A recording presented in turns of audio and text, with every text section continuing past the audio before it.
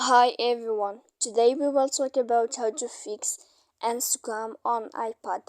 To know how to fix Instagram on iPad, you should just go to settings like this. We will click.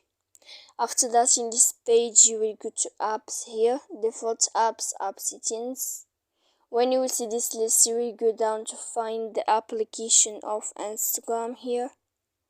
And when you will see this page, you will go down to force stop. When you will end this, you will enter to storage. After that, in this page, you will click clear cache, and then you will click clear data. And after all that, you can turn off your Wi-Fi. So that you can know how to fix Instagram on iPad. So please don't forget to support us by like and subscribe. See you next time in another video.